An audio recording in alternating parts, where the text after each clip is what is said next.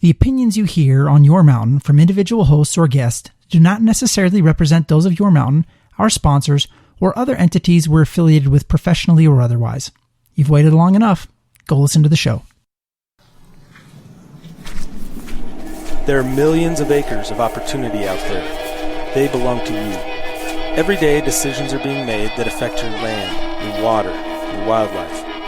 You should know about them. This is Your Mountain.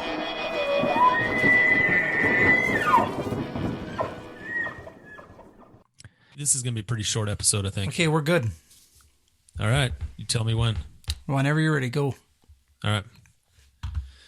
Hey, everybody. Welcome back to another episode of the Your Mountain podcast. I'm your host, David Wilms, and with me, sitting at his desk about 10 miles away in his basement, is one Nephi Cole. Hey, Dave. Nephi. I love basements. I thought you were supposed to be hunting elk right now. I am in the morning. Are you? Mm-hmm. So I have a magnificent... the longer this goes, the harder it's going to be for you to get up, huh? That's absolutely true. But I'm Why? going to try anyway. So I got to know, we had this huge snow event. Yeah. And I know you were up there. And then you came back?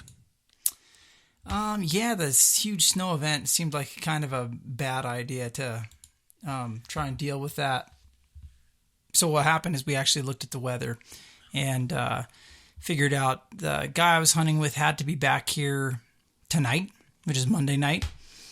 And basically it looked like we were going to get 2 days of single-digit weather during the daytime, negative at night, and we were going to have to stay on top of a mountain and basically hunker down and hide from weather all of Sunday and most of today, Monday. So it seemed like a smarter idea to come back Saturday night and then to try and conserve some of that time and go out another day. So came back, went to work today.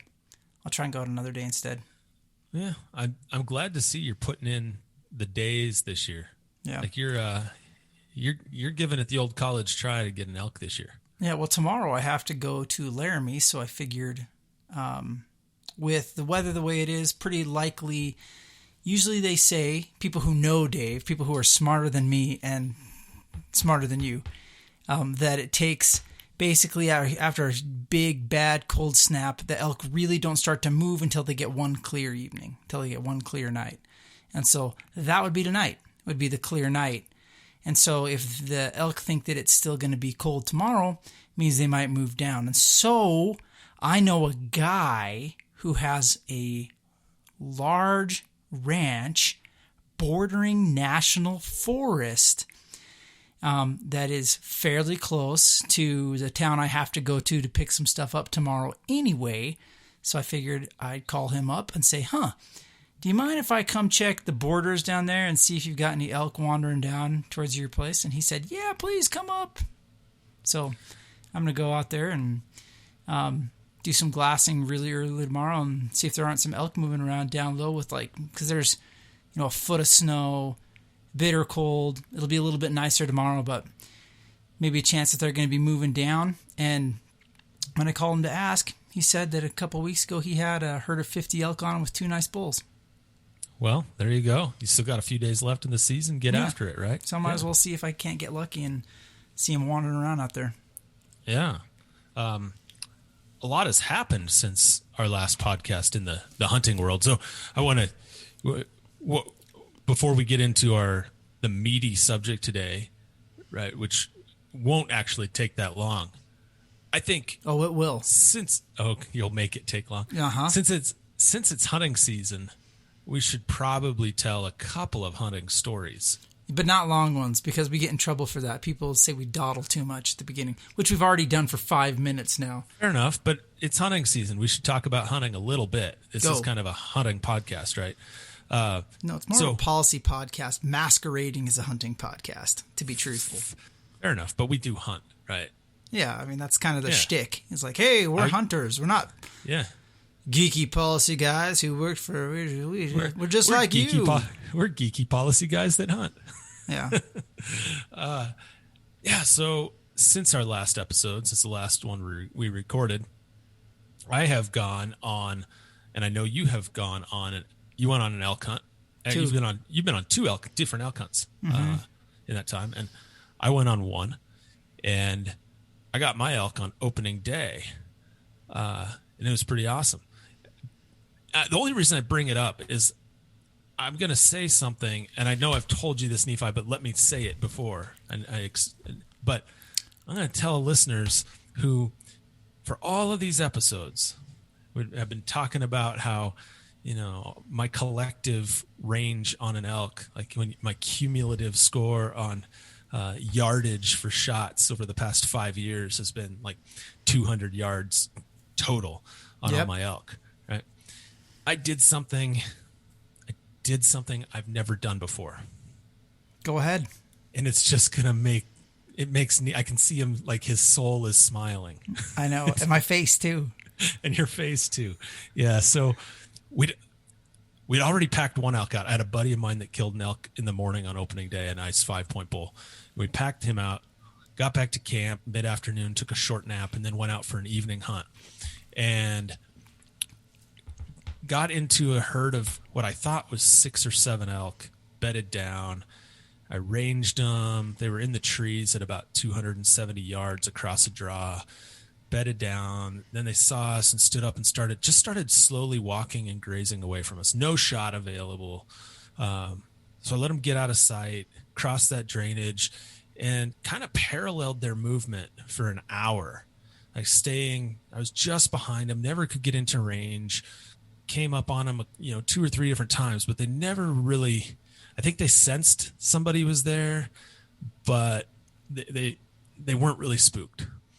And about sundown, got to this draw, and by draw I mean like cavern, like this deep canyon anyway, and must have bumped the elk at that point because they started pouring out of this quakey patch just right next to me and started pouring down this canyon below me, and they were moving pretty fast. And I hopped down my cow call a little bit because it turns out I got into bugling elk all day long. I mean, there were just elk bugling all over the place, and this was October 15th. And so I hit the cow call, and they were running up the other side of the this canyon, this draw, and just came to a dead stop when I started hitting the cow call. And they started talking back, and that 6 or 7 that I saw turned into more like 30 to 40. And then there was this herd bull that was starting to round them all up, and he dropped under the herd and stopped, and I put the range finder on him, and I zapped him at 320 yards. An inconceivably long distance. Like sniper distance for me, right? Like it may as well have been on the moon, yes. 300 in my mind, may as well have been on the moon. That's not true, because if you really felt that way, what happened next wouldn't have happened, Dave. It's true. So I feel very comfortable with my gun, and I feel very comfortable with my my optics, despite the fact that you give me such a hard time over because you've been practicing ancient optics. Because I've been practicing. Yeah. Yes, and not just practicing, but studying. I've been studying ballistics, yeah. And it's all your fault, Nephi. It's all your fault.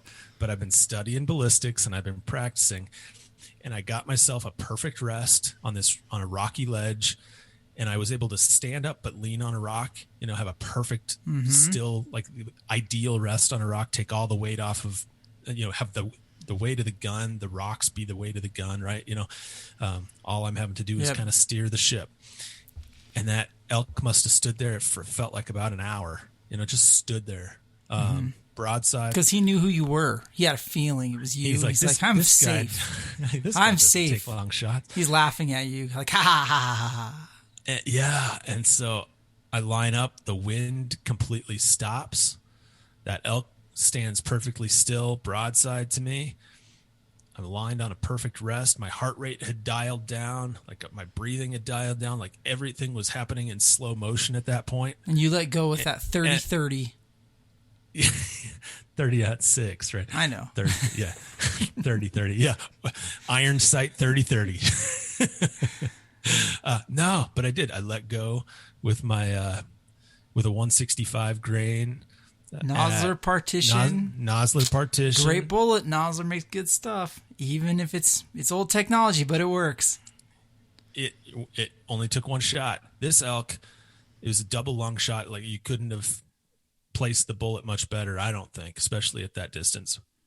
Walked about 5 steps, wobbled, and then it was so steep. I'd never had this happen to me before. I'm sure it's happened to other hunters, but this has never happened to me because I'm usually shooting him at like 10 yards, right? But this slope was so steep that he walked, lost his balance, head reared back, and he flipped backward and then started tumbling down the mountain. And he probably tumbled 30 yards or so until his antlers got caught in a brush, in like this big bush, and he whipped around the bush and just sort of dangled there. And I mean, when I got over him to him, we had to pry him loose and move him around. And, you know, I sent you a picture, Nephi. In that picture, you can see my leg is braced way below the elk because it was so steep that I was going to slide down the mountain. But it was super cool. The problem is at sundown, and we were a long, long ways from camp at that point. So finally got back to camp about midnight after getting them all quartered up and hung in trees. And then I went out the next day and spent the day packing them out. But that was awesome. And then this past weekend, while you were out there elk hunting, I was deer hunting. By the way, I had a big herd of elk where I was deer hunting. Just kind of walked right up to me. Didn't even care I was there. It's like they knew I'd already punched my tag. Anyway, I only had time for a half-day deer hunt this year. My season was so short. But I went out to the spot that I know pretty well and really like, and it produces. And I shot a nice little, 4x4. I think the picture I saw looks more like a 3x3.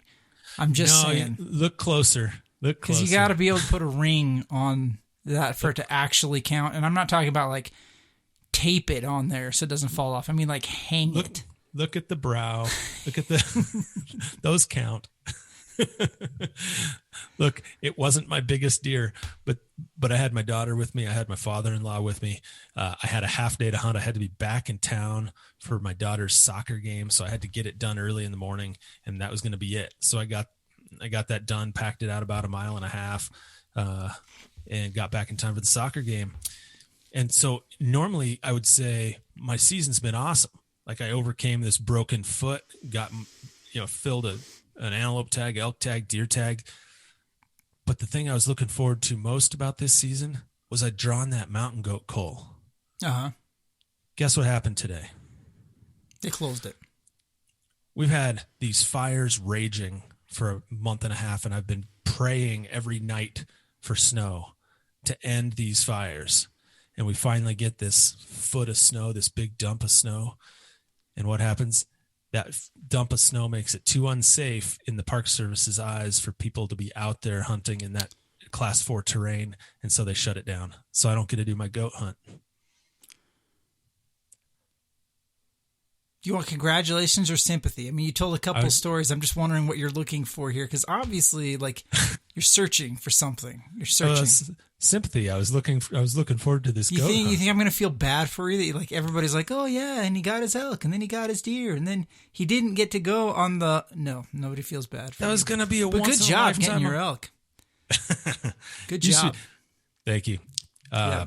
I don't think I would have gotten an elk this year if I hadn't, and this pains me to say it, if I hadn't been willing to be comfortable taking a longer shot than I normally would. Welcome to the dark side, Dave. I don't know if I can stay there, but you can't stop yourself now. Once you've opened the door, now you're just gonna. Pretty soon you're gonna be taking shots at 340 yards. I mean, just insane distances. Insane distances. You might even someday, not with your current setup, but someday you might like look at 400 yards and think it's even possible. Like, that's how crazy things might get for you. And it's just absolutely insane. In other words, I tried hunting one of your areas. So this is my story. What in the heck were you doing in one of my areas? Sierra, I won't say the name of the. I was in a mountain range that you sometimes go to. No, I didn't. I didn't finish it, but I will if you'd like me to. No. And so, but anyways, that mountain range. Oh my gosh, Dave, what a dump. Like, I'm sorry, but it's so different, and everybody's going to be mad at me because, like, the whole, unbelievable how much. So, by the way, we've spent a lot of time talking about hunting stories, but I do have to say your article that you just released on forest management and the fires was extremely good. Anybody who hasn't had a chance to read it should jump on our website and take a look at that. It's, talks about, the why we have these forest fires. My goodness, going around that mountain range is like, you might as well just put a chainsaw in your backpack and just walk with one. Because the only places that you can actually walk are like four-wheeler trails because somebody cut their way through those stupid four-wheeler trails. It is a disaster. I've told you that for years. Oh my goodness. But yeah. And then that's why there's so many elk in there, because nobody can get back in there to shoot them. It's just bizarre. Just bizarre. But I was with a buddy who actually, I'll try and make this a short version of the story, but he really wanted to go there this weekend and go to a different range. So we went to there. So my first weekend elk hunt, we were, 30 minutes late on being the guys that showed up to the right basin. And so I saw a herd of elk leaving the basin and somebody lobbing shots, which, I never like, but whatever. But then we, came back and hit another, went to this other range, not the same spot you hunt, but a different spot in the range. Really cool spot. Tons of hunters. I mean, saw more hunters driving in 15 minutes than I'd seen on the previous spot I hunted the entire weekend. So I think part of that is because of the big forest fires displacing people, and they're congregating, and because there's obviously a big fire raging in the next mountain range over. It's just a different, like, anybody that thinks all elk hunting is the same, it just isn't. You learn, and I think everybody listening knows this, there are different elk hunting techniques based on where you end up. And I was actually hunting with a smaller rifle than I usually hunt with. I had my big gun is in the shop, getting some work done on it. And so I was hunting with the 6.5 Creedmoor, which I think is a great rifle, but typically it's not, it's not quite as big as I like to carry. And so, but it lends itself really well. It's a 6.5 Creedmoor. It's a gas gun and it's got a suppressor on it. So it's a, semi-auto, suppressed semi-auto. And so it's actually a really good gun for, 400 yards and in, even on an animal as big as an elk. And so I was like, oh, it's perfect for this area because it's just really quick handling and everything. But my goodness, I did not enjoy packing around that country. But anyway, the buddy who was with me, he, we had a bull jump up literally 15 yards in front of him and just stand there like, hey, shoot me. And he, was having trouble transitioning from his trekking poles to his rifle. And, and he is between me and the elk. And my golden retriever thought it was super cool, the entire experience. But, that was So let me get this straight. After all of these years of us talking about our different hunting styles, unbeknownst to each other, we go on an elk hunt this year and we switch places completely. Yeah. And you became that timber ninja. And it's not that easy, right? And I became, this bigger country spot and stock kind of guy. And that wasn't that easy. I was out of my comfort zone. Yeah, but right? It was fun though. I had a good time. Yeah. I'm glad. But that is really hard country to hunt right now. Yeah, well, I'm going to another where I'm going. Yeah. And so it's a closer, but we, anyway, it'll be fun. I'm going to see if I can't punch my bull tag last couple days. If not, I've got a cow hunt coming up, and I'm sure everybody's very excited to hear us talk more about what hunts we have coming up. So I'll spare. Yeah, I got another cow hunt coming up too. Yeah, yep. We probably shouldn't talk about all we're doing one together too in a couple weeks. Yeah, we're going to go hunt some deer in a couple weeks. Yeah. With a bunch of fun people. Too. It'll be neat. That'll be a different kind of a hunt experience for sure. But yeah, people probably don't want to hear us keep talking about hunting stories, even though this is the only time of year I have any. How many grouse did you shoot? 1. I shot 2, Dave. Yeah, that's 1 more than I shot. Yeah, so stick that in your pipe and smoke it. Which, by the way, the last thing I'm going to say is hunting with a suppressed rifle, it's like the best grouse hunting ever. Yeah, I saw you saying that. Yeah, because you can just like wander around and just like, I mean, I'm sure it's not the best thing for elk if they're close, but if they're more than a couple hundred yards away, not a big deal. And you can just shoot grouse, throw them in your backpack, off you go. Find another grouse, shoot it. Not a big deal. They're some of the best tasting things in the woods too. Man. My goodness, so good. I told you what I made. So But too much. all right. Too much time. We We're 20 minutes digress, in. right? Yeah, okay. So that leaves us 20 minutes to cover what we were actually going to talk about today, which I think is plenty of time for this one. I don't know if it is, but let's talk about it. All right, here we go. So I'm just waving at my daughter right now as she wanders off to bed. Sorry about that little distraction. So here's the deal. Have you heard Have I heard what? about this thing? This thing? 30 by 30? Yeah. So what is 30 by 30? Just generally, tell me what 30 by 30 is. It's the concept. So it's this idea that's been put out there. So for people that don't know, there are already global goals. There are goals that are agreed upon by nations. It looks like about 196 nations, in fact, on how much land mass and water we want to do conservation on. And so the current number was 17% of lands globally, and 10% of oceans would be conserved. The 30 by 30 is the idea that... And that was by 2020 was that goal, right? Sorry. I don't know. Was. Yeah, and they actually came really close. Well, so as the idea was 17%, and like you said, 17% of terrestrial and 10% of coastal and marine areas by 2020. As of last year, it was about 15% of terrestrial and just over 7% of oceans. So they were really actually pretty close to achieving globally those goals. I have questions about that. But before we get to my questions about that, we'll say that the new goal, what they're looking at, is everybody's trying to get the people on board that in 2021, there'll be a conference in China. And they're trying to get these 196 nations, including us, to change that goal to be 30 by 30. It's protecting 30 by 2030, 30% of land and ocean, globally. Which, hey, that's a very interesting, good, noble goal. However, it's challenging. And can we talk about the root cause, like why these goals are out there too, like lay down some ahead. foundation on that. So this isn't a new concept, this protecting a certain percentage of the earth by a certain date, right? There, all the way back into the 1970s, there were calls to protect half of the earth, right? And then you had, I think I've mentioned this on the podcast before, E.O. Wilson, this very, very, kind of world-renowned biologist, ecologist, wrote a book called Half Earth.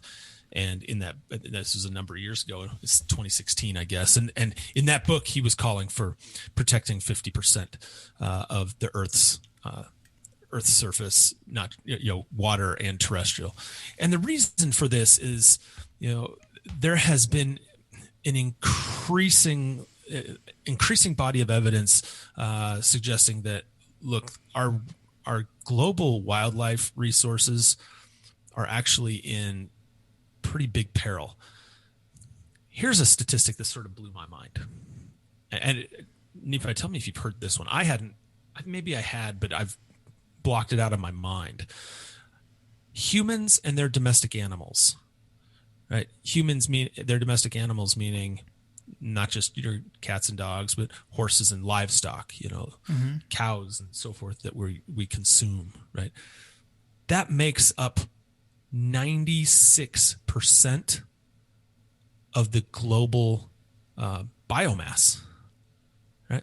96%. Like only 4% of the world's, not biomass, I should say, of animals. Only 4% of the world's mammals by weight are wild animals. Everything else are livestock and people. And then that's an interesting, I got to be honest. It's an interesting fact or stat that I'm not sure I buy. Well, buy it or not, it's peer-reviewed science. So that's what I'm going with that as the number. Who was right it? now. Who's? I just I'm looking for the paper so I can now go look at it myself. Yeah. Before you tell me something's peer-reviewed science, I'm going to want to know, like, really, is it? And then I'm going to want to know who did it, so I can go see like what it was. Because it just seems I'm not saying that it's impossible. I'm not calling BS. I'm just saying that number seems very suspect to me. So this is from the Proceedings of the National Academy of Sciences of the United States of America. The title of the research article is called "The Biomass Distribution on Earth." It was published on May 21st, 2018. And I'm not even going to attempt to pronounce the scientists' names that did the project. But anyway, that you can access that on the PNAS website, which is the Proceedings of the National Academy of Sciences, the United States of America website. So that's the peer-reviewed. That's the study I'm talking about. Okay, so that's what I'm basing it on. And I tend to trust the National Academy of Sciences. I think that's a fairly reliable source. I've found it to be over the years. So there you go, Nephi. There's a source. Interesting. So the other piece is, since 1970, populations of wild mammals, birds, fish, and amphibians have, on average, now this isn't individual species because we know that individual species are behaving differently, but on average, hold on. By 60%. You got really quiet all of a sudden. That's weird. Okay. I'm not sure I fixed it, but let's just keep rolling. I'll fix it in post-production. Okay, anyway, so like I was saying, since 1970, populations of these wild animals have on average declined by 60% globally. And the main reason attributed for this massive decline in wildlife globally has been habitat loss. So that's kind of the root of this, is if habitat loss is the main contributor to the loss of species diversity and species numbers around the globe, then one of the most important things we can do is try to prevent and reverse habitat loss. Right? So that's kind of the root of where some of the concerns came from that led to this concept of protecting a certain percentage of the earth by a certain date in time. Yep. Saying we've got to stop this habitat loss because we're seeing massive species declines. We're seeing extinctions around the globe. That's undeniable. And we're seeing massive declines in species. And even in the United States, there was, and I don't have this study in front of me, but if you say, tell me the study, I can probably go find it for you, Nephi. But it's something like a third of the species in this country, and that might be undershooting it, are declining in the United States as well. So despite our best efforts and despite our the North American model and all the resources we pump into it, it's imperfect. Yeah, right? well, species are still struggling. I do buy that. And interestingly enough, I'll go back to your other number, and it does kind of make sense. The more you think about it, and I'm sitting here crunching it, it's like, okay, well, what animals are we actively working to take care of? And of course, it's food sources for people. And I think one thing that it's a little sketchy and scary is when you think about how much we as hunters enjoy the opportunity to go out and, like, you went out and take an elk to fill your freezer. When you look at the percentage of animals that are available for human protein, I think you just shot down the idea that we can all turn into hunter-gatherers ever again. So that's number one. Yeah, I mean, not with 7 billion people on the planet. We can't. There aren't enough elk for 7 billion people on the planet. No, right? But the other thing that is a reality of the North American model is the species that are generally doing good in our country are what species? Yeah, the hook and bullet ones. That's right, because those are the ones we're paying for. Right. Because when you look at what people care about, it's largely those. I mean, honestly, that's it.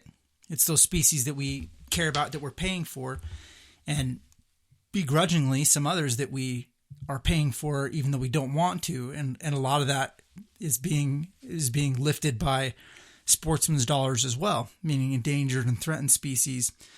That's why there's that push for the Recovering America's Wildlife Act. That's right. To try and make some funds for those other species that don't necessarily have the same level of interest being paid to them as do the charismatic megafauna that we like to hunt. Right. Yeah, you're exactly right. So, as a hunter, we see, we go out in the field and we buy these tags and we see elk. We're in the golden age of elk hunting right now. There's so many elk out there on the landscape. We see turkeys all over the place now. Turkeys have recovered, from where they were at the beginning of the 19th century. Black bears are doing great. You see, white-tailed deer are almost a nuisance in a lot of places. They've recovered so well from their low points.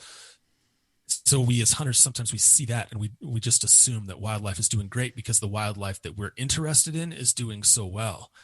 But when you actually get down, you take a step back and look at the big picture and look at the wildlife situation. Not everything is as fortunate as maybe these species that we enjoy hunting and fishing. A lot of the species diversity on the planet is actually suffering, and in the United States too. And part of it is, we're developing something like a football field's worth of land every 30 seconds in this country. That adds up really, really fast, right? Yeah, there's only so much, when you look at an acre of land and you term it in capacity and production, there's only so much production you can get from every acre. There's only so much sunlight that hits it. There's only so much green stuff that's going to grow. And there's only so much green stuff that's available for something else to eat. And then the question is, what are you going to allow to eat that green stuff? And then what's going to happen to that animal? Is that animal, where does it sit in the food chain? What's its, what's the end goal of that animal? So it is what it is. We live in a globe, like a little snow globe. We live in one spot and we all have to share it. And whether, and tofu takes ground too. And so one of the reasons why I was interested in having this discussion tonight about the 30 by 30 is until recently, and by recently, I mean within the past few weeks, until recently, the 30 by 30 movement has really been, just to be candid, it's been proposed and advanced by groups that typically would be viewed as politically to the left of, like you and I, for example, right? Or the general. I don't want to paint with a broad brush the hunting community, but demographically, the hunting community, although it's very diverse, right? I would say the bulk of the hunters fall into the moderate spectrum, right? The conservative to moderate Democrat kind of spectrum, right? And this 30 by 30 was being advanced for a long period of time by folks that honestly, when you and I were in the governor's office, we were doing battle with on a regular basis over things that we viewed that some of their policies that they were advancing as being a bit too extreme and hurting the possible for, hurting economic development or the economy, or potentially hurting hunter and angler interest as well, right? But within the past couple of weeks, something different happened.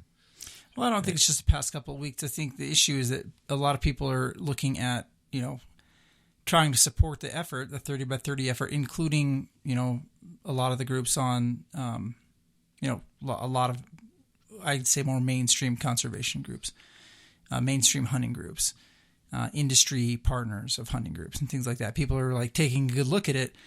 That said, it's problematic. It's problematic that they're taking a good look at it? No, the 30 by 30 concept. There's some good things about it and there's some bad things about it. And so I think it's, as long as we're going to talk with everybody and say, hey, be aware that 30 by 30 is out there, it's worth saying, like, look, it's out there, it's good, but the devil's in the details, and the details aren't fleshed out. Yeah, so that's what I was going to say. I don't think it's fair to say there are bad things with it yet. I think there are a lot of unknowns with it right now. Sure. Well, just to be fair, because you said this, and I do want to say, like, so here's an issue, and you probably weren't thinking about this when you're thinking about, like, bad things. One of the criticisms of 30 by 30 is this, and by any of these conservation measures is this, is some people are saying, okay, well, if we make this goal that says 30 by 30, there are people that take 30 by 30 as a trade-off. It's there are some people that believe that we are making a trade for a sacrifice area. They were saying, let's conserve 30% of the land, but that means we don't have to worry about this other 70%, trash it. And so that's a different perspective. There is a perspective out there that says, no, we can't just concentrate on protecting 30. We have to say that everything else we have to be working on improving also. So that's what I mean when I say there are details and there are some pitfalls and arguments about this. What does it really mean and all that? There's significant discussion out there. And what I'm telling you right now, I didn't come up with that concept. It came from the Nature Conservancy. Right. Like I said, I don't know that there's a negative. I think if you want to call not having the plan fully fleshed out yet a negative, then that would be the negative, right?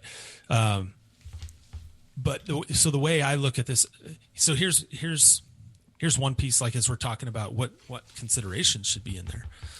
What I think is we're at the right, the opportunity is ripe. The time is ripe right now for folks like in the hunting and angling community to get involved and help shape that discussion, to help shape what this should be.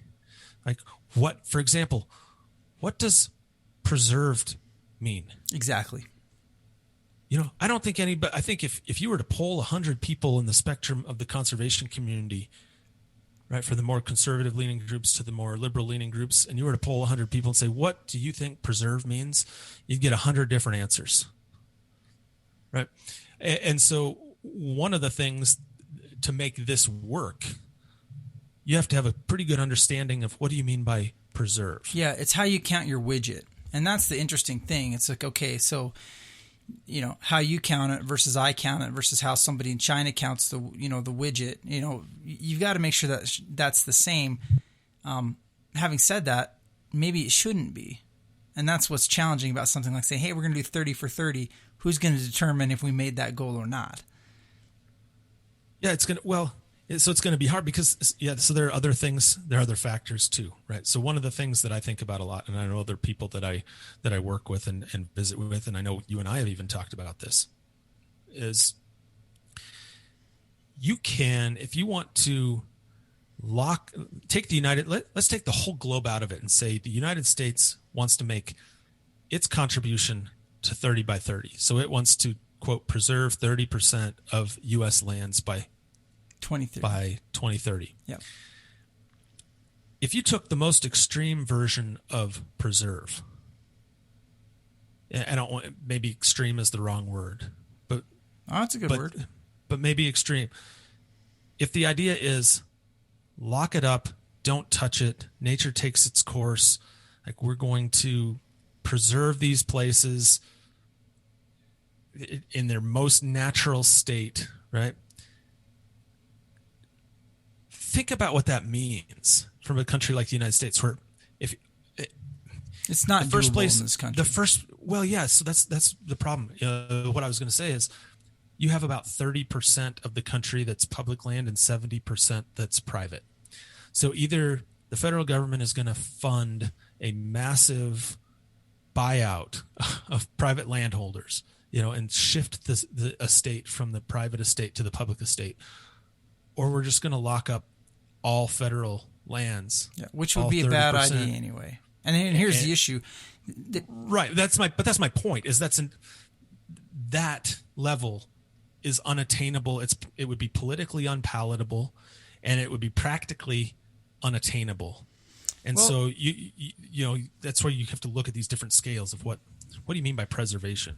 Right? Well, and this is TNC hit this in their comments and some of their discussion. They did a great blog where they talked about this. I read the same one. Yeah, and one of the things that they said that I really, really liked was they said, if we were to, let's just say we did that. Let's just make that swap right now and say 30, whatever federal land's out there. Well, guess what? That might not be the land you want to preserve. Because if you're looking at actual preservation and something that's, a 30-70 mix, you can't just say we're going to protect 30% of the earth and have it all be ice and rock. It can't be a random 30%. No, it's got to be representative. If it's not representative, it's not actually doing what you want it to do in the end. You're prejudicing what you're actually trying to protect. And while somebody may think that's a great idea because all they wanted was solitude out of their 30%, you're not really getting habitat. You're not, because if you're going to get that, you're looking at a much bigger swath of the country, and it can't just be what public lands we have, because those public lands, they don't represent all the best habitats for those imperiled species. A lot of those habitats are on private lands, and what that means is you're going to have to look at a different model for doing things. You can't just, as government, stroke the pen and say, now all these lands are preserved. Even if that was a good idea, which it's not, you still couldn't do it. But the other thing, the reason you need to look at that diversity and what you protect is protecting Alaska doesn't do anything for conservation in Texas. You've got to look at all these places. And again, you have to have representative conservation. And that's why protecting, to me, it's probably not the right word to say we're going to protect it, because what is, protectionism, environmentalism, what does that mean? Well, again, we want to, I think the better way to look at it is protect the best, improve the rest.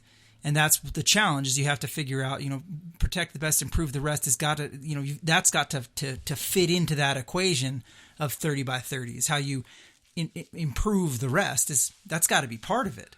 Yeah, I'm glad you said that, because that's actually one thing I really wanted to bring up too, was like I mentioned, we're having this global wildlife crisis right now where populations are crashing all over the globe. And if you think that just preserving what we have is going to stop the bleeding, you're wrong, right?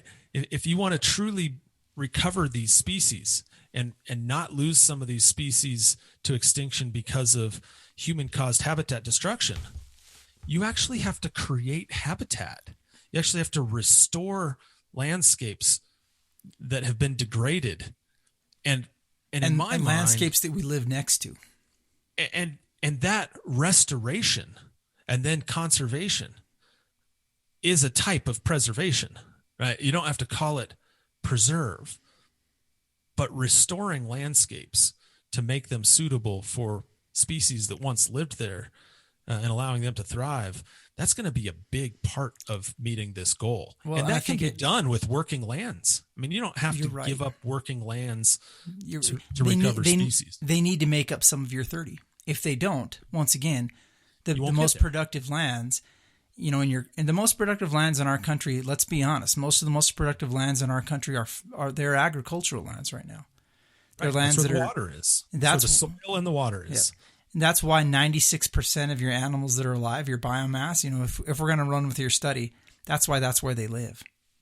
Because that's where the biomass is being created that could then feed everybody, not only in this country, but in other countries. Yeah, and look, you have this to is go ahead. I was going to say, you have to figure out how to do that, and at the same time to leave room for the fish, and to leave room for ducks, and to leave room for deer.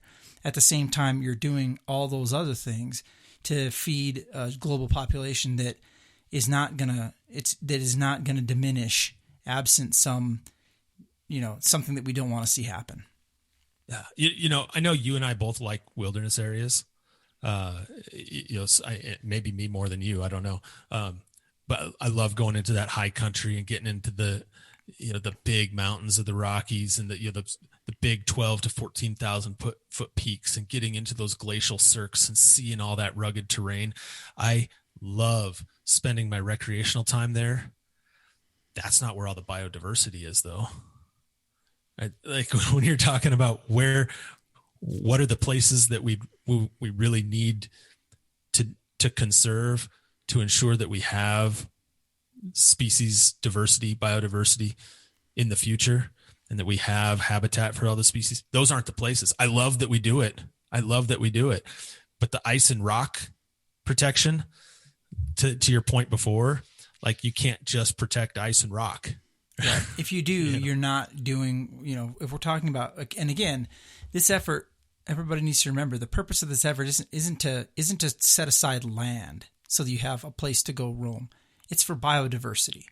It's for places for wild things to be able to exist and coexist with us. And again, you can't pick some of the most inhospitable locations on the planet and say like, hey, we're going to protect those. And that's cool. That's cool. I don't mind doing that. It's great. You got to do other neat. stuff too. That's right. Yeah. It needs to happen. And that's why that's why you got to figure out how to, some of these credits are going to be projects that are happening right next to your city. It's learning how to live more effectively with wildlife and how to not run over all the deer that live, in our neighborhood. And things like that. I mean, that just has to be part of how we learn to do things better is learning to be less impactful while still being in, near some of these areas. So I'm actually excited to watch and see how this develops, because I think now that you have the hunting community is starting to embrace this concept more and wanting to help shape what it really means. You're getting a more diverse, you've got some industry folks that are interested, some partners, in the outdoor rec space and others that are really interested in seeing this go. You're starting to get a more diverse base of support for pursuing something like this, which makes me kind of excited to see, where it can go from here in the coming years.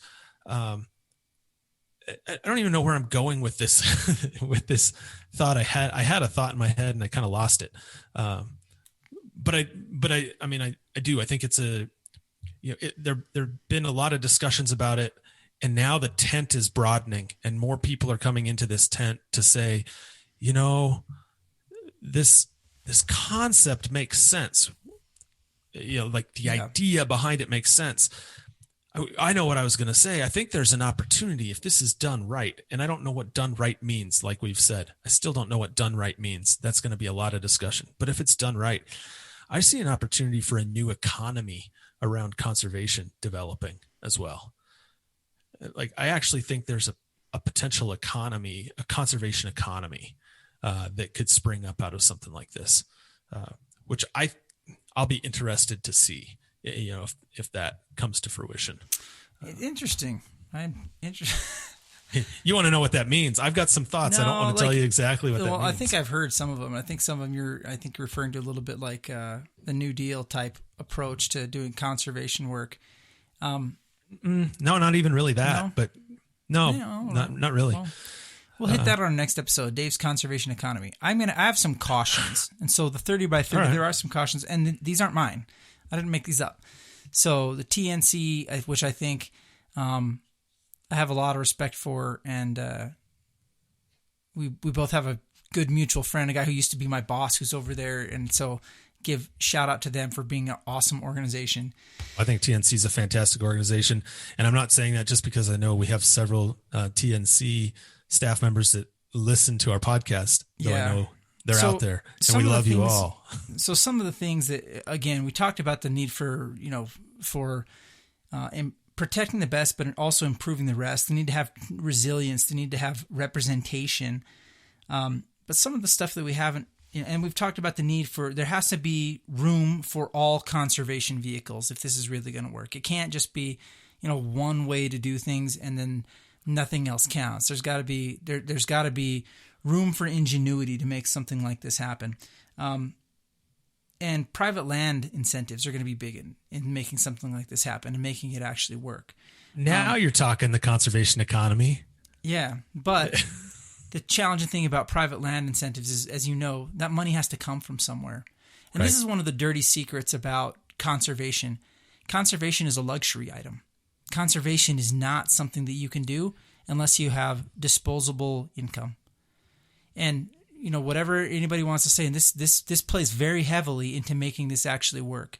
The idea that we in industrialized countries who have enough disposable income that I can sit around here in my basement drinking Diet Pepsis and turn the heat on is how we live in luxury. There are people that don't.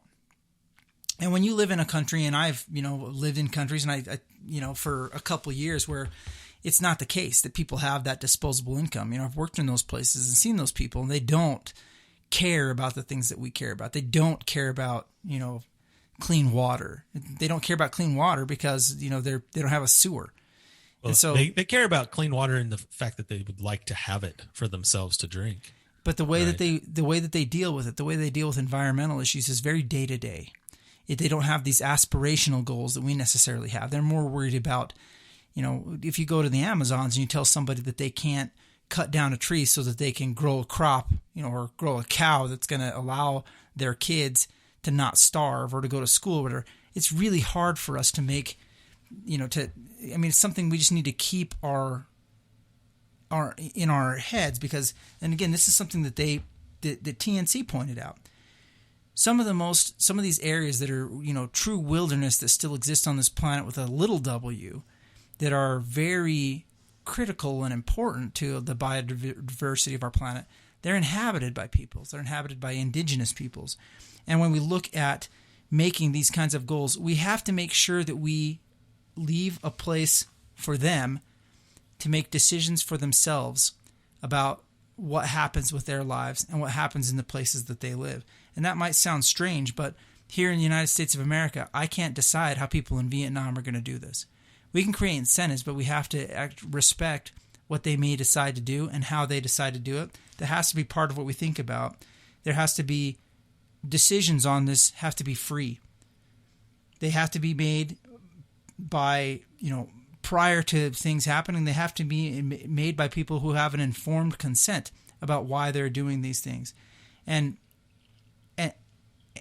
that's going to be important to moving forward on something like this. It can't be something where the industrialized nations that have already, we've already done our raping and pillaging. We can't look at places where people are still trying to develop and look at them to carry our load. And that's, going to be important on making something like this happen on a global scale. I just think that's an interesting insight, and I thought it was a good one from those folks. Yeah, I think you're right.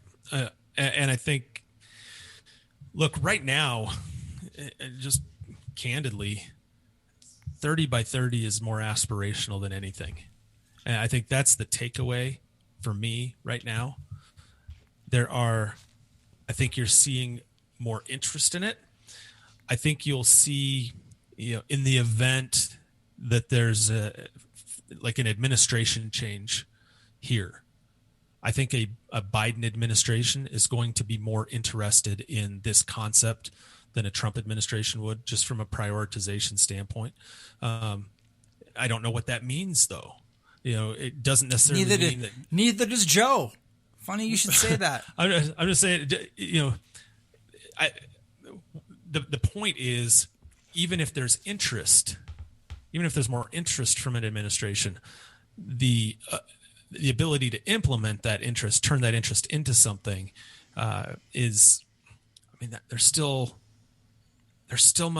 so many unknowns out there. There's still so much planning that has to happen. I think you just identified one of the things that's the biggest stumbling block of this effort, and one of the biggest pieces of caution and that everybody should take a look at if you care about this concept at all. If this goes down the road of being seen as a partisan initiative. Yes, I was hoping you were going to go there. Yeah. It is doomed to failure. Yes. It will not work. It will fall away, just like, all these other initiatives that people see as a gimmick. It won't go.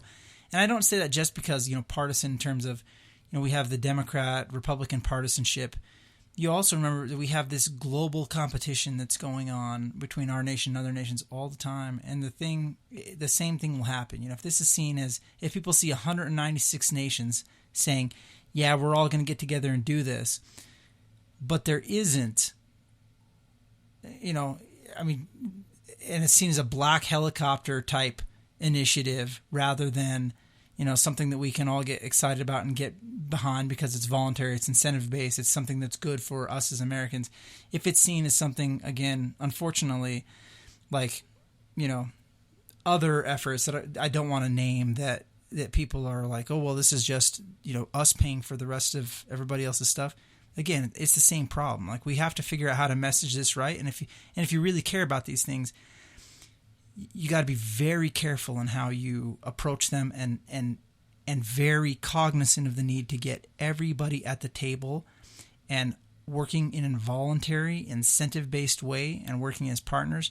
Because if you don't, this doesn't happen. And look, if there's anything that shouldn't be partisan, this is one of those things that shouldn't be partisan in my mind. It's like, if I remember that poll I was talking about, that poll 100 people on the street and ask for what their definition of preserve is, and there'll be 100 different answers. Yeah. If I poll those same 100 people and say, do you value wildlife and the outdoors, and do you value the natural world? I think that poll result is going to be almost unanimous yes, right? And then you get to the next question where you have the splintering a little bit of, okay, now what does that mean, and how do we get there? That's the key issue. But as humans, we all start in the same place, from the same place, in that, do we want species to go extinct on our watch? I don't know many people that would say yes to that. That they want to see species go extinct. Do we want to see, tons of habitat lost? Do we want to lose open spaces? I don't know a lot of people that are going to say, yeah, we want to lose all this stuff, right? And so you're starting from the definition of a non-partisan space. Y'all kind of want the same thing. Yep. Now the question is just how do you get there? And exactly. I will say, and I'm going to bring this up because everybody needs to understand it. There are two ways to do business on these conservation issues. And I'll tell you ones that work and ones that don't. So if you want to get together with people and get them to work with you on a subject matter, you put the problem on the table in front of you. And if your solution is going to be to sit on the opposite side of the table from someone else with the problem in between you and argue about how it's somebody else's fault, and then try and tell them exactly how they're going to have to use their resources and money to take care of the problem that you care about, you're going to get the middle finger from those people. They're not going to care to work on your issue. If you want things to get better, you have to be willing to sit on the same side of the table with people, put the problem out in front of you and say, how could we all work on this together? It's all of our problem. We're in this together. If you can't do that, it doesn't work. Now, there's federal agencies, and I'll give you an example. If you go talk to anybody who owns land, and I'm just going to say that how it is. And I love the Deputy Administrator of Water for EPA is a great guy. But if that guy shows up at your door, right, and says, I'm coming into your house, I'm going to tell you what we're going to do to make your kitchen clean, to clean your kitchen up, and I'm going to tell you exactly how you're going to do it. And of course, this is a metaphor, right? Nobody wants that guy coming in their front door, that regulatory agency. Nobody wants to be told what to do. When you contrast that with, let's say you have the USDA Natural Resources Conservation Service, who instead of coming in your front door and telling you exactly how it's going to be, sits down at the table with you and says, what are your goals? I think we have a toolbox that we can use to help you do conservation. Which of these tools do you like? How can we help you do it? It's your land. How can we be partners, but we're not going to tell you what you have to do? That different approach works. And people want, actually literally do call those people and invite them in their house to sit at their table and help them do conservation planning, and they're happy about it. You don't get that if you show up at somebody's front door with a hammer and try and tell them how it's going to be and smash them on the fingers. And that's the approach. When you're working on this, you have to be cognizant of it, because when you're not the person that owns the land, it's really easy to show up and say, hey, we're going to tell everybody how they have to do it. When you're not the person in charge of that animal, it's really easy to show up and say, hey, I'm going to tell you how to take care of that. And so that's the challenge with an initiative like this, is how do you do it in a respectful way of understanding that in many of these cases, when we're trying to make these things happen, we're not doing it with our land and our money. We're trying to get it done with somebody else's land and somebody else's money and somebody else's future and somebody else's job and somebody else's lifestyle. And that's really a tricky thing. And if we can't approach a problem like this with absolute respect for those other people and invite them to be partners and have the humility to do it their way instead of telling them to do it our way, we will not be successful. So I mostly agree with you. I'm gonna say one place where I disagree a little bit. Okay. All right.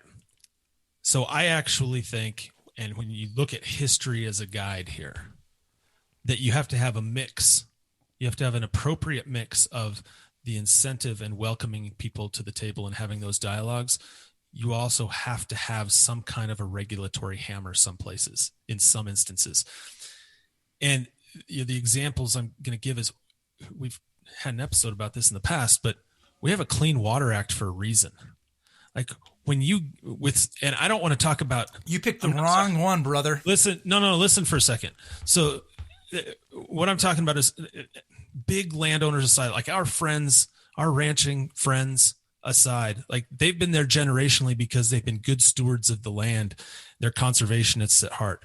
What I'm talking about are, this isn't just a landowners issue. This isn't just we need, big ranchers and farmers to be part of this solution. If we want to have clean air and clean water to go along, clean air or clean water, that's a big part of 30 by 30, right? Part of it is having a clean water supply. If we didn't have the regulatory hammers, if we hadn't put some of these regulatory hammers in place, think about what some of our air quality would look like today and what some of our water quality would look like today. You just have to go back. You give some of these, there are always bad actors. And if you give those bad actors an inch, they're going to take a mile. And there's a reason why we had to have a Clean Water Act. There's a reason why we had to have a Clean Air Act, right? We had companies discharging unbelievable amounts of pollution into waterways. We had companies discharging unbelievable amounts of pollutants into the air, carcinogens and all sorts of stuff. I mean, so I agree with you that in a general sense, in the broadest sense possible, that incentives are better, that you want to bring people to the table and have willing participants at the table and have this dialogue. But if you're really looking at doing a global program, and if you're really looking at having, conserving 30% of water and 30% of land by 2030, like it's going to take everybody, and you got to rein in the bad actors too. You got to have a regulatory framework to penalize the bad actors, but it can't be so onerous as to penalize the good actors too. Well, I'm going to strongly disagree with you. And I'll say why, because I think that if you're looking at the 30 by 30 and you're saying we need a new regulatory structure, that's where I would disagree. I didn't say that. Well, if you're, no, that's not what I was saying. But I do want to say that. But I was getting to your point because I thought you were making the point that, that we can all come to the table and we don't need regulation at all. Yeah, well, the problem is, and here's my concern. This is why I'm going to say I disagree. And just to make it clear, I don't disagree with you that we've got some great regulations. They're aspirational. The Clean Water Act is a good one. People want to see that work. Everybody wants to see that work.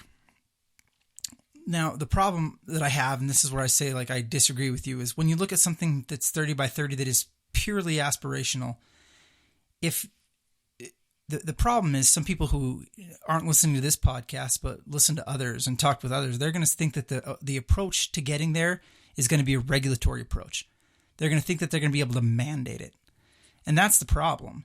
If, it doesn't work. Not with a goal like this. And it's going to be a combination. With the Clean Water Act, this is the criticism that you would have, that I would have of where with an act like that, or the Endangered Species Act, or the Clean Air Act, is yes, there are regulations that are already in place that are effective. But the problem being, when you get into some of these aspirational goals that are community level goals that require individual sacrifices on a mass scale, you can't regulate that.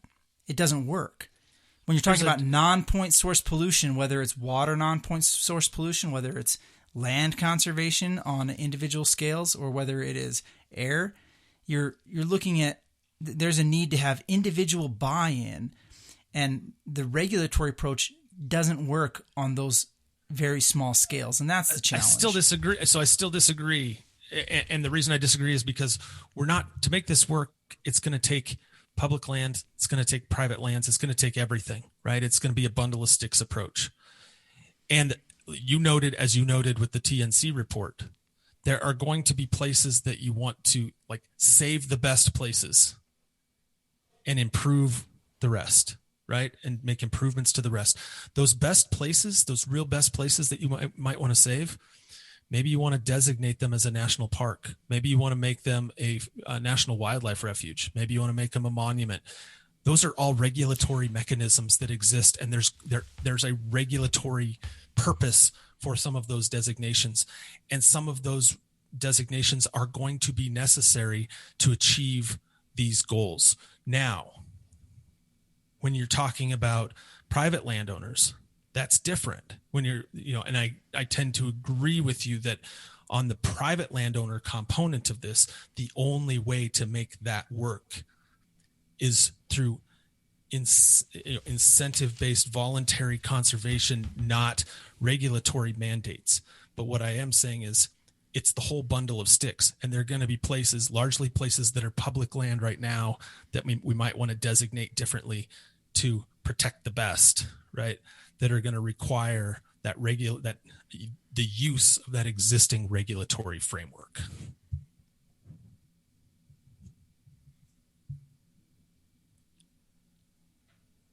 Long pause. That was the end of my soapbox. Well, I don't want to keep arguing with you, Dave. It would sound ugly in the podcast. Continue to say, because I think it is a very nuanced challenge and a very nuanced issue, and I don't disagree that it does pay to have a stick as well as a carrot. But I think especially on too many environmental issues like this, people think that the way to solve the problem is with the stick, and it does not work. It's been effectively shown to be, they just don't work until you get private buy-in. And so that's the problem. Maybe the different way to look at it is, the punitive nature of some of these things. Like, yes, I understand that it is effective and important to be able to say, like, look, we've established a goal, and so we're going to put something out there that says if you cross the red line, then we're really going to get mad, and this is that's going to happen. But universally,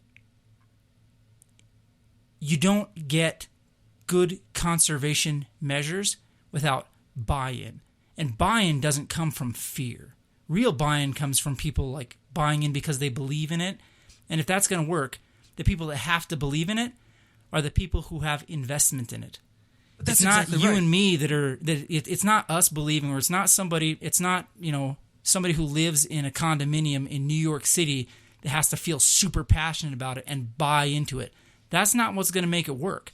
It's the person who lives with the problem every day. And the problem is if the person at the ground level sees an effort like this as in any way, if they see it as something that's going to make their life worse, it will not go.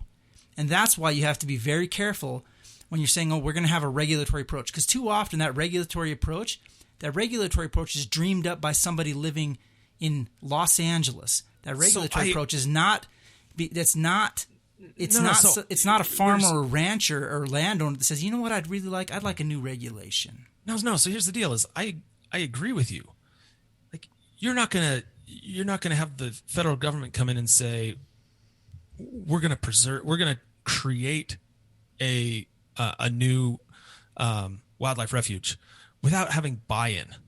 Like without having local community input and support and buy-in. Like it's going to be a grassroots, ground up kind of approach. But at the end of the day, when you have that local support, they say, yeah, this is an area that warrants protection and perpetuity in some form. And if it happens to be a wildlife refuge, and they say, we want that, we support that. And then once that happens, then that triggers the regulatory mechanisms to help preserve that over the long haul. And I do think you that start does with exist the local buy-in. I mean, and that's at a small scale. And that's what I think you have to do with monument designations and park designations, any kind of land designations, creation of new wilderness, all of that stuff. Like that has to start at the local level and get that local support. But at the end of the day, if the goal really is to conserve something in perpetuity, the land in perpetuity, for biodiversity's sake, you have to have some kind, once you get that buy-in, you have to have some kind of regulatory mechanism to protect that. At least for those public lands. Right. And on the private lands, you have to have a solid incentive base to protect that over the long haul. I agree with you. And I think I agree with that statement. I do think that too often, I think that the first part of what you said is where I think it's problematic. I think we've for way too long, we've had different user groups who have thought that the solution to, again, it's, if we're looking at 30%, it's not, we could take all the federal lands we have and give them, and, draw a new regulation that says all these will be protected from everything all the time. We wouldn't get to our goal. We wouldn't meet it. And I think that's the problem is too many people when the only tool you have is a hammer, everything looks like a nail. And I don't think that we have been inventive enough in how we utilize more positive tools to get outcomes that we want on private lands and on public lands. Instead, we look at restrictions and regulating as this is how we're going to fix it. And I just don't know that that's always the best way. I think that sometimes the people who we consider enemies on these lands, whether it be you and I both know mineral companies, mining companies, oil companies, who have turned out to be some of the best conservation actors that exist. You and I both know people who are... We also know some that aren't. That's right. And need the regulatory... That's right. But too often, that people they ignore, they ignore the positive way to do things. And the same can be said of the ranching community, where you and I know some of the people who are really on the ground doing habitat improvement, spending their personal money to do habitat improvements on public lands, it's that community. Well, and again, they're almost always also one of the first targets of, the environmental interests. Or, they're the people doing the work. They're the people that actually are getting stuff done in conservation. And so that's what concerns me about just saying, hey, you know what we need? And you weren't saying this. You weren't saying we need more regulation. But the problem that I have is too often people they even look at the regulation that we do have, and we're saying, you know what we need for 30 for 30? We need to really, we need to really crack down on those guys. And I think that's what, the larger concern that I have. And that's why, I said, hey, look, if you want to, for me at least. And I don't think that's what I was saying. That's not what I'm saying. That's good. Because if you were, you'd be wrong. But no, that's not saying you're. I do agree. You need to have that arrow in the quiver. You have to have both. But boy, you need to be careful about endorsing the use of it. Of course. So what this discussion highlights is exactly what we were saying 20 minutes ago, right? That this concept isn't baked yet, right? No, we're still at the store shopping for ingredients right now, and we may not even know. I'm glad we have this argument. And it perfectly highlights the fact that, and this is just one tiny little piece that we were discussing, one tiny little piece of a much, much bigger puzzle, right? And what I think this highlights is you and I, if we were representing two different sides of this issue, to your point, would hope that we could come down and sit down on the same side of the table. And I'm a conservationist, and so we look at things differently. You want to write a law, I want to write checks. That's how we work. I want to write a law so that I can sue over it and make a bunch of money. Fighting the implementation of it. In reality, you're right. I mean, that's what makes this really challenging. Is people are going to have to sit around the table and have these tough discussions. If you really want to make it work, it's got to be everybody at the table having these tough discussions. Heck yeah, it does. That's really hard, again, because you have to give respect to everybody else's interests and what you're asking them to do. But that's why I'm excited right now, is because that we are starting to see more interests excited at being at this table and part of this discussion. Yep. And you know what will blow it up? Partisanship. But what else? Well, I was just going to say the same argument we just had. I mean, what's going to blow it up is if somebody gets to the table and they say, you know, again, you try and force people to do it your way. It's not going to happen at all. You know, you're insulting other people. It's not going to happen at all. I want to make the point again that I wasn't saying we should force people. Remember, I was suggesting we have, you know, grassroots, ground level conversation that gets us to a point where there can be recommendations for certain, you know, conservation actions that might have a root in regulation, right? Where we might have a regulatory framework already in place to enact some of those ideas. That's what I was saying. I wasn't saying cram something down somebody's throat. I was saying if you want to do something in perpetuity, there's a reason Yellowstone National Park has been in existence since 1876 and is going to remain in existence time immemorial, right? It's because we had the wherewithal to say this is a place that's so special that it needs to have special protections. Right? And we need to treat it differently. Yep, and that's an awesome point. And people agreed. Yep. One of the points also that TNC brought up was the need, again, in a lot of cases, this is actually also from their discussion, and I think it kind of segues nicely, is we can't think that the way to do this is by designating more stuff. And they actually said this, I'm sure you read it too. Yeah. It's like we have to look at what we've already done and how we can make improvements there, rather than saying like, hey, we're going to go into these new areas, we're just going to scoop up more. Totally agree with you, which is why I kind of like that idea of preserve the best and restore the rest. Or improve the rest. I like that phrase. I think that's a great phrase. I want to make one more point on the Yellowstone that I meant to mention. Did you know, here's the thing, as a water guy, I wonder if you know this. Did you know that there was a proposal to dam the Yellowstone River in Yellowstone National Park back in the 1940s? That there was a big push to create water infrastructure to use Yellowstone Lake for irrigation purposes. I'm just saying that, you know, if we didn't have the framework we had in place, you know, with the Organic Act, you know, to protect the Yellowstone National Park the way we did, it's very possible that we would have used that geothermal resource to power homes. It's very possible that we would have used some of that water resource to irrigate fields, and that Yellowstone might look a lot different today. Sure. You know, I find interesting about that, and this is what, like, the nuance about, like, what you just said. I mean, the Shoshone River, right, draining out of Yellowstone. Mm-hmm. It wasn't the first dam that was built, but it was the second one. What do you have coming out of Yellowstone? Yeah, I know. But it's out of Yellowstone. It's on the outside of Yellowstone, right? But it's right there. It's right there. And what does it do? Feeds Provides water, you know, hydropower, agriculture. Yep. And so this to me is the nuance that we need to understand, and you make trade-offs. It's good that we don't have a dam in Yellowstone. Right. We also have to nod our head and say it's okay that we have one right outside of Yellowstone that completes these purposes. And just so everybody knows who the guy was that established the agency and did, you know, that first, you know, who's the guy responsible for that first dam?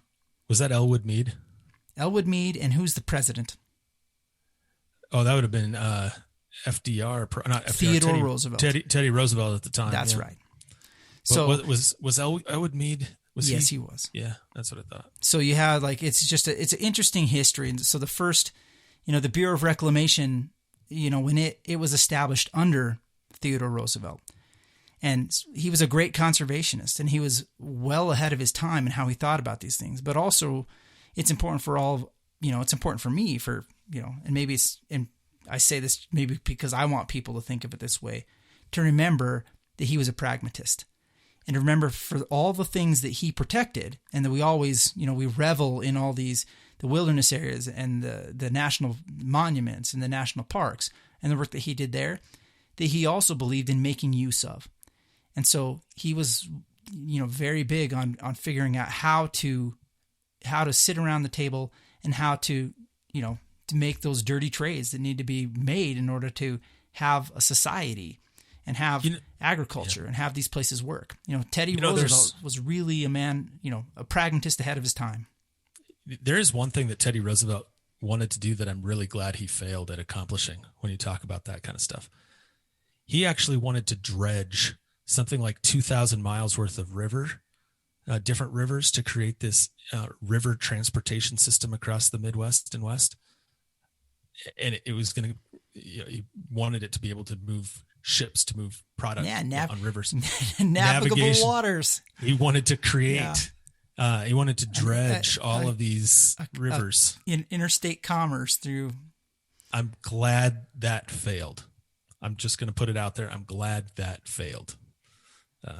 So he wasn't perfect. Nobody is, right? But he was, in a lot of ways, obviously a visionary, and we're pretty fortunate for a lot of the things he did do. But anyway, that's a side note. Anyway, anything else you want to cover on this? I mean, I think the point is, it's out there. It's an idea that's not new, but it's an idea that's starting to gain a little bit of momentum right now from some other organizations in the sporting world that maybe weren't at the table that long ago and are now engaged in this. I think the tent is broadening, and people want to be part of this dialogue. People want to help shape this dialogue and figure out, what does preserve mean? What are some actual attainable rather than aspirational goals? Who needs to be at the table? How, kind of the who, what, where, why, when, and how. Like, how do we do all this stuff, right? It's early enough in the process that everybody listening here can be part of that conversation. Everybody can weigh in, can get the part of their local chapters of whatever conservation group you're a member of. Get in at the ground level. I mean, I think it's pretty rare when something comes along that could be on a scale like this, where you have an opportunity to help shape it from the very beginning. And that's what we have an opportunity to do. And that's one of the reasons why I wanted to talk about it, is because, as you've heard from our discussion today, there are a lot of gaps to fill in, and you can do it. You can help fill in those gaps. Just be part of the solution, not the problem, right? That's what we need to do. Be part of the solution. You have any other thoughts on this, Nephi? Yeah, I think the biggest challenge is going to be learning to identify a different way of thinking about preservation and conservation. That's going to be the biggest challenge in making it happen. The challenge is going to be, we've got to quit looking at, again, protecting rock and ice and protecting these locations that nobody sees. If you really want to get to protecting, if we're not talking about just making a tiny island where we can continue to see species decrease in numbers until they get to some level of stasis, we have to learn how to live and share with nature. We have to learn how to have it in our back door. We have to work on front country conservation. We have to work on better reclamation and mitigation and restoration in those areas that are 5 minutes from our house, rather than looking at places that are 5 hours away or 5 days away as the island of conservation. We have to look at the things that are directly around us and work on those. That is where there is ground to be gained. That's my opinion. I couldn't have said it better. I think you nailed it. And to wrap a bow around it, it should include going out and reading this article I just wrote on forest fires and resilience and restoration. Is a big part, a big opportunity in this country, and something I think a lot of people can get on board with is, managing our fires or managing our forests better so that they're more resilient to fire, so that they're more resilient for species, and dealing with some of the invasive species issues. Like, let's grab some of that low-hanging fruit. Like, nobody likes cheatgrass, not even cows. Like, nobody likes cheatgrass. the amount of habitat that you would make better, the amount of restoration that would come from treating invasive species, we'd be well on our way. I'm just saying, we'd be well on our way to meeting some of these goals to do something that everybody wants to see done. So that's just, go out and read that article. It talks some about that. I think, Nephi, you said it was on our webpage. I thought you were putting it up there. Where's it at, Dave? I haven't. It's on our social media. It's on our social media pages. Go to our social media. That's much better. Yeah, go to our social media pages. Far more pages. entertaining. And it's there. Yeah. So anyway, appreciate you listening. Thanks for indulging us on our hunting stories. We don't get to talk about hunting too often, so it was nice to just be able to share a few of our experiences this fall. I wish Mike were here, but he doesn't really have any hunting experiences to share. Here's his story. He went out and shot an antelope. The end. That's his hunting experience this year. You need to quit sending him mean texts. Well, he needs to start showing up and defending himself. He'll quit. I know that you think that... Has he not? I know that you think threatening him with firing from this job that he does for free is the way to guilt him into coming back, but it's not. That's not the right approach. All right. Mike, we miss you. Come back. How's that? That's better. All right. Mike, we miss you. Come back. Everybody else, we thank you. Come back. Keep listening. We appreciate you. Appreciate you listening. Tune in next time. Until then, remember, life is about experiences, so go have one.